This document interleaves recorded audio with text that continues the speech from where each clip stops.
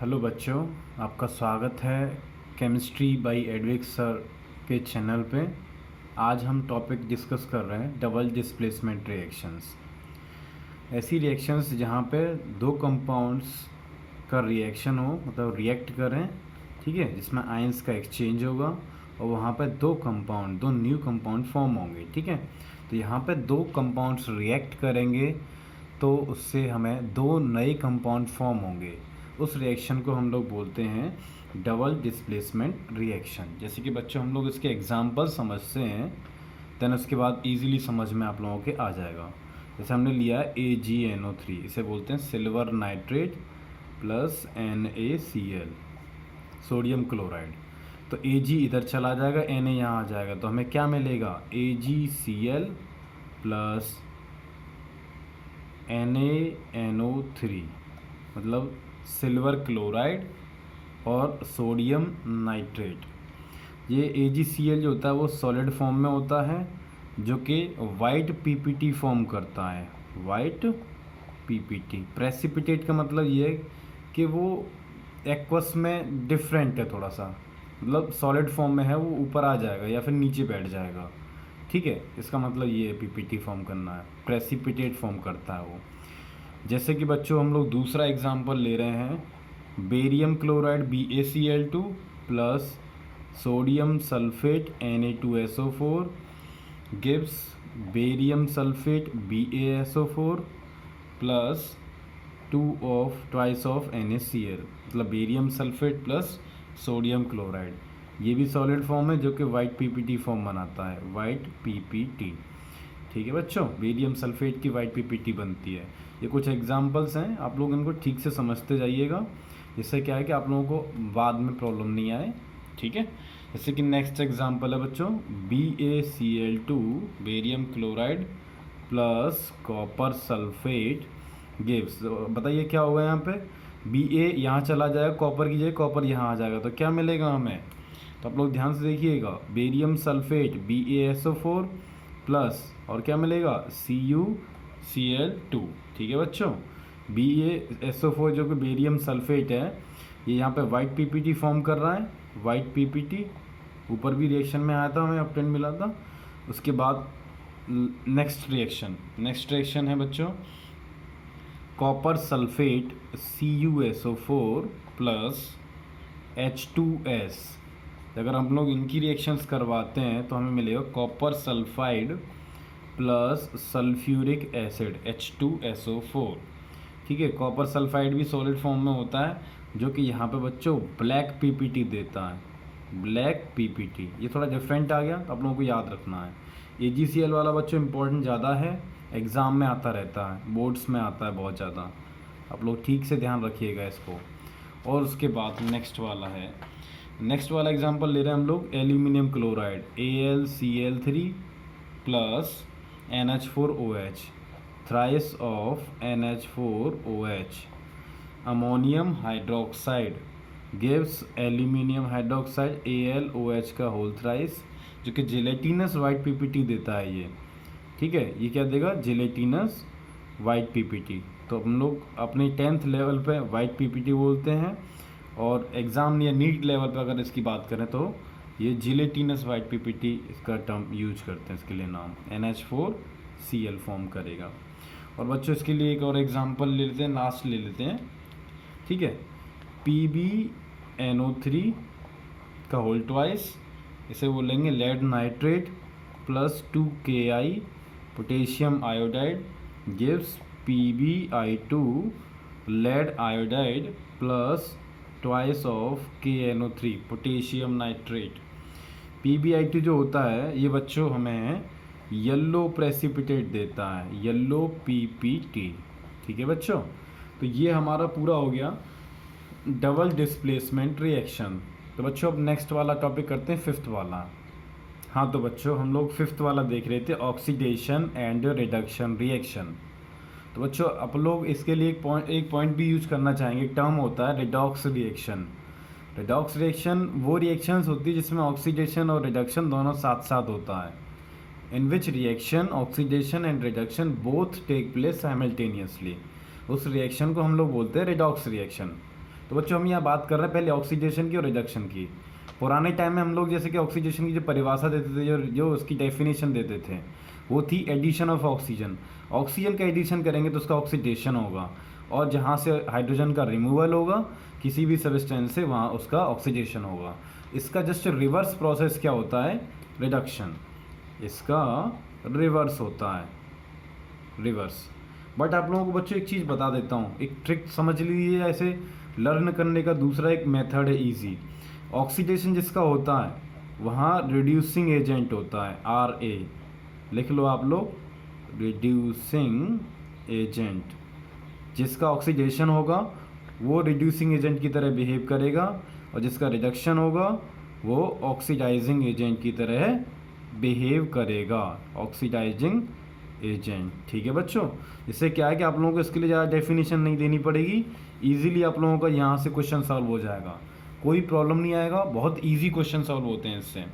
ठीक है बच्चों, तो हम लोग इसके लिए एक सिंपल सा टर्म है, इसके लिए हम लोग एक एग्जांपल भी ले सकते हैं, बट इससे पहले हम लोग एक पॉइंट लिखते हैं, जैसे कि the reaction in which oxidation and reduction both take place simultaneously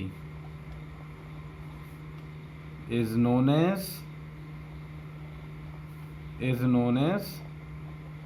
redox reaction, जो मैंने अभी थोड़ी देर पहले डिस्कस किया था।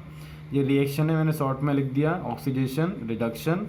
साइमल्टेनियसली का मतलब होता है बच्चों साथ साथ, इसका मतलब होता है साथ साथ, ये दोनों साथ साथ होती हैं रिएक्शंस। ठीक है, तो इसलिए हम लोग बोलते हैं रिडॉक्स रिएक्शन। ठीक है बच्चों, रिडॉक्स रिएक्शन। अब इसके बाद इसका एक एग्जांपल समझते हैं, उस एग्जांपल से हम लोग आगे बढ़ते हैं। तो बच्चों देखो ये वाला एग्जांपल नंबर 1, इसे समझेंगे कॉपर ऑक्साइड, इससे कॉपर में बदला, मतलब यहाँ पे ऑक्सीजन निकल गया, तो इस केस में क्या हुआ? Removal of oxygen. यहाँ से जब ऑक्सीजन निकला तो इसका मतलब क्या है? इसका रिडक्शन हुआ, हम पहले बात कर चुके हैं रिमूवल ऑफ ऑक्सीजन। तो यहाँ पे क्या हुआ? रिडक्शन, रिडक्शन हुआ, पूरा लिख लेते हैं चलिए, रिडक्शन। और जिसका रिडक्शन होता है वो ऑक्सीडाइजिंग एजेंट की तरह बिहेव करता है। यहाँ पे क्या होगा बच्चों? हाइड्रोजन ऑक्सीजन गेन कर, तो कोई भी सब्सटेंस अगर गेन करेगा तो यहाँ पे ऑक्सीजन का गेन हो रहा है, एडिशन हो रहा है, तो यहाँ क्या होगा? ऑक्सीडेशन। और जिसका ऑक्सीडेशन होता है वहाँ पे रिड्यूसिंग एजेंट होता है, रिड्यूसिंग एजेंट। तो यहाँ पे बच्चों बस क्वेश्चन में क्या आएगा, देखिए आप सुनते हो, आप सुनिए ठीक से कि क्वेश्चन में क्या आएगा। तो यहाँ पे ऑक्सीडेशन किसका हो रहा है इस पूरी रिएक्शन में, यहाँ पे रिडक्शन किसका हो रहा है, और इनमें से ऑक्सीडाइजिंग एजेंट कौन है और रिड्यूसिंग एजेंट कौन है। तो ऑक्सीडेशन हमारा किसका हो रहा है यहाँ पे? H2 का। ठीक है, तो रिड्यूसिंग एजेंट भी H2 है, और CuO जो कॉपर ऑक्साइड है इसका रिडक्शन हो रहा है, तो यहाँ पे ये ऑक्सीडाइजिंग एजेंट की तरह है। ये हो गया बच्चे इसका आंसर। ठीक है, उसके बाद नेक्स्ट एग्जांपल समझते हैं बच्चे, उसमें 2-3 एग्जांपल समझेंगे, उससे आप लोगों को क्वेश्चंस सॉल्व करने में कोई प्रॉब्लम नहीं होगी। ठीक है, आगे वाला एग्जांपल समझते हैं। देखिए बच्चों ये एग्जांपल है NCERT का, और ऐसे ही क्वेश्चन बोर्ड में आते हैं, इम्पॉर्टेंट भी है, इजीली आता है। देखिए आप क्वेश्चन इजी है, आप लोग ठीक से देखिए। PbO से जब Pb में बदल रहा है, यहाँ पे क्या हो रहा है? ऑक्सीजन निकल रहा है। जब ऑक्सीजन निकलता है तब हम लोग क्या बोलेंगे? रिडक्शन। तो यहाँ इसका क्या हो रहा है? रिडक्शन। अगर ऐसे चलते हैं तो इसका क्या हो रहा है? ऑक्सीडेशन। ठीक है बच्चों, इजीली समझिएगा। अगर ये कार्बन ऑक्सीजन गेन कर रहा है, कार्बन अगर ऑक्सीजन गेन करके CO2 बना रहा है, तो यहाँ पे ऑक्सीजन जो गेन करता है, जहाँ पे एडिशन होता है वहाँ पे इसका ऑक्सीडेशन होगा। तो यहाँ पे इस कार्बन का ऑक्सीडेशन हुआ, ऑक्सीडेशन, तो यहाँ पे इसका क्या होगा? CO2 का कार्बन की तरफ क्या होगा बच्चों? रिडक्शन। तो हमें यहाँ पे एक सिंपल सी बात पता चली हमें कि PbO,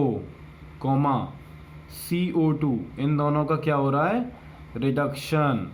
और कार्बन का और Pb का क्या हो रहा है बच्चों? ऑक्सीडेशन। आप लोग अब मैच कर सकते कौन सा सही है कौन गलत है। तो कार्बन क्या हो रहा है, ऑक्सीडेशन हो रहा है कार्बन का, कार्बन ऑक्सीडाइज मतलब सही है। PbO रिडक्शन हो रहा है, ये सही है। Pb इज रिड्यूस्ड गलत है, क्योंकि Pb का ऑक्सीडेशन हो रहा है और CO2 का रिडक्शन हो रहा है, ये भी गलत है। तो हमारे लिए ये आंसर दोनों सही हो जाएंगे। ठीक है बच्चों, ये NCERT का क्वेश्चन है, ऐसे ही क्वेश्चन बोर्ड में आते हैं। अब इसके बाद लास्ट टॉपिक इसमें रह गया था, उसको डिस्कस कर लेते हैं। बाकी बच्चों आप लोग एग्जाम्पल्स करते रहो, कोई भी प्रॉब्लम आए आप लोग मेरे को कमेंट में बता दीजिएगा, ठीक है। अब नेक्स्ट वाला टॉपिक है, आखिरी टॉपिक है, उसको लिखते हैं आप। तो बच्चों effect of oxidation reaction in everyday life, बस ये लास्ट टॉपिक रह गया है। बाकी आप लोगों का चैप्टर नंबर 1 कंप्लीट हो जाएगा 10th क्लास का, ठीक है। तो इसमें मैंने बोला है oxidation has damaging effects on metals as well as food. तो जो मेटल्स पे इफेक्ट होता है उसको हम लोग बच्चों बोलते हैं कोरोजन, इसे बोलेंगे कोरोजन, ठीक है, कोरोजन हो गया। और अगर जो फूड पे इफेक्ट डलता है ऑक्सीडेशन की वजह से, उससे हम लोग बोलते हैं रेंसिडिटी, रेंसिडिटी, ठीक है बच्चों, कोरोजन और रेंसिडिटी। जैसे कोरोजन के लिए मैं एक पॉइंट लिखना चाहूँगा, आप लोग समझ जाएगा उससे। The process in which the process, तो बच्चों कोरोजन में है the process in which metals are eaten up gradually by the action of air, moisture और केमिकल ऑन देयर सरफेस। जैसे कि आप लोगों ने देखा होगा, लोहे को अपन लोग जैसे कि हवा में डाल दो, मतलब ऐसे ही नॉर्मली छोड़ दो, पानी वानी पड़ जाए उस पर, हवा की वजह से वो क्या हो जाता है, उसका कोरोजन हो जाता है, उसका ऑक्सीडेशन हो जाता है, ऑक्सीडेशन ऑफ आयरन। जैसे कि स्टील है, रॉड है, इसकी वजह से क्या हो जाती है, कमज़ोर हो जाती है, वीक हो जाती है, वीकन लाइक ऑब्जेक्ट्स, ठीक है।